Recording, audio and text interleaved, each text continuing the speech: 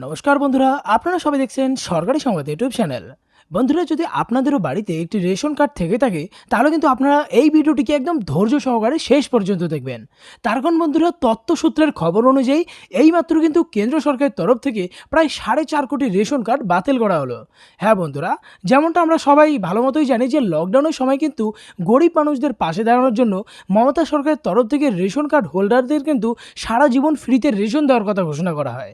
আর ঠিক দেখুন, ইতিমধ্যে কিন্তু এবার কেন্দ্র সরকারের তরফ থেকে এই 4.5 কোটি রেশন কার্ড বাতিল করার কথা ঘোষণা করা হয়।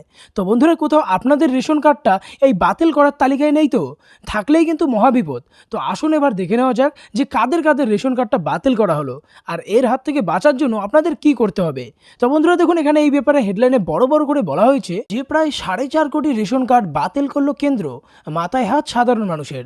তো বন্ধুরা, যদি আপনিও চান যে আপনাদের বাড়ির রেশন কার্ডগুলো বাতিল করা না হোক তাহলে কিন্তু অবশ্যই ভিডিওটিকে একটা লাইক করে দেবেন, এরই সঙ্গে লাল রঙের সাবস্ক্রাইব বাটনে ক্লিক করে বেল নোটিফিকেশনটা অল করে দেবেন। তো এখানে দেখুন, প্রথমে বলা হয়েছে যে মাথায় হাত সাধারণ মানুষের।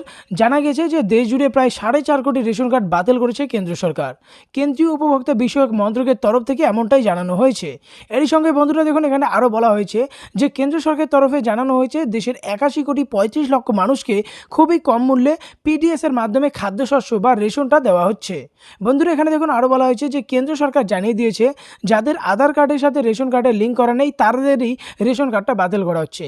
ভুয়ো কার্ডের কারচুপি বন্ধ করার জন্য রেশন কার্ডের সাথে আধার লিঙ্ক করাটা বাধ্যতামূলক। শুধু এই নয়, বহুদিন আগে থেকেই কেন্দ্রীয় সরকারের তরফ থেকে এক দেশ এক রেশন কার্ড চালু করার বিষয়ে চিন্তা ভাবনা চলছে। ফলে দেশের বিভিন্ন প্রান্ত থেকেই উপভোক্তারা রেশন নিতে পারবেন। তো আপনাদের রেশন কার্ডের সঙ্গে আধার কার্ড যদি লিঙ্ক থাকে তাহলে আপনাদের ভয় পাওয়ার কোনো ব্যাপার নেই।